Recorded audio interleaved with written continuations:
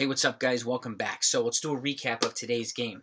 Yankees played the Baltimore Orioles. Unfortunately, they did lose 2-1, but there were still a lot of bright shining spots for the Yankees.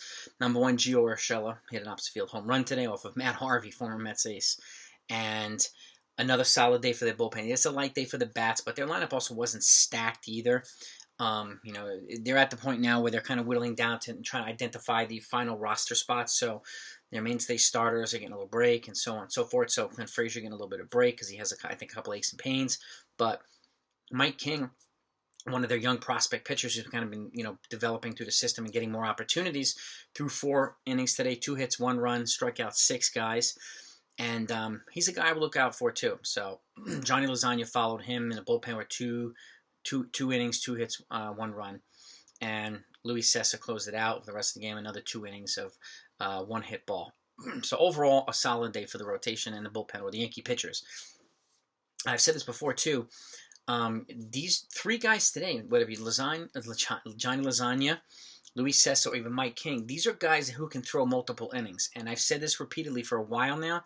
Some people agree with me, some people might not agree with me, but I think this is a good year for the Yankees to utilize a 6-man rotation to let them transition back into full capacity innings in 2022. I think it's a bad idea to go from 60 innings or so in 2020 to 200 in 2022. And keep in mind, too, you have Taillon, Kluber, and Severino, and Herman.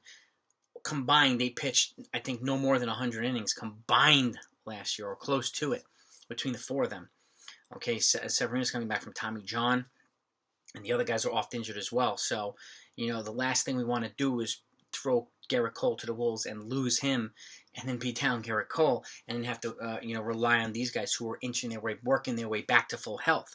Everybody's healthy now, which is a great sign, but I think this is the year to either utilize a 6-man rotation, with Garcia and Herman being the 5th and 6th starters, or use a 5-man rotation and take advantage of the guys who can throw multiple innings, like Clark Schmidt, King, and guys like this, Cessa, Lasagna. They can take the load off of the starter, so they don't have to worry about putting these guys or expecting them to throw 7 innings and then hand it over to a dominant bullpen. So this is the time to take advantage of the depth.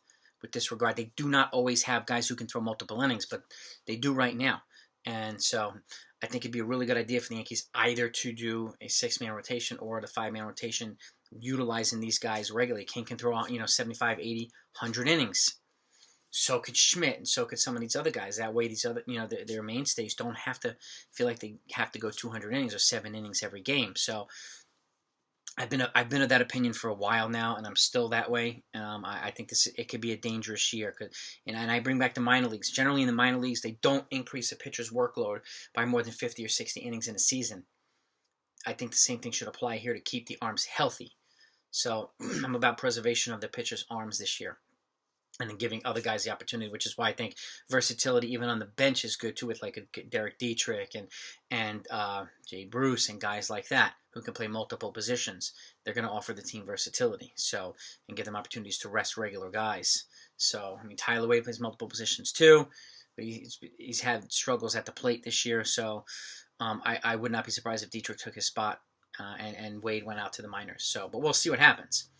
The depth, I think, this year is of utmost importance. So, and I hope that they take advantage of it and do it the right way. So, but that's my opinion. You let me know what you think in the comments down below.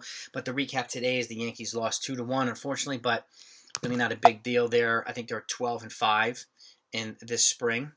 And, they're I'm looking at the thing right here, about 12-5, and with 1 tie. So they're in good shape heading into the season. They're healthy. Opening day is April 1st, so the pitchers are looking good, the starters and the relievers are looking good. So, and we're seeing these other guys kind of come into form too. So, and they've got Chacin as well. They've got a bunch of guys who can throw, either act as a 6th starter or a long relief or a spot starter, whatever they want to do. They have the options this year. They have the versatility. So I hope that they take advantage of it. So that's the recap. It wasn't much action today, aside from Gio's home run off of Matt Harvey and some hits on the Orioles side. That was pretty much it. It was a 2-1 game. Tomorrow they play the Blue Jays again. So at 1 p.m. So take a look at that, and I'll be doing a recap tomorrow evening or tomorrow afternoon after the game. So if you want to see it, make sure you hit that subscribe button if you haven't done so yet, and hit that notification so that you know exactly when it comes out. But if you enjoy this video, please hit the thumbs up, and please hit that subscribe button either way. I'm really trying to grow. Even if you don't plan on watching all the videos, it's okay.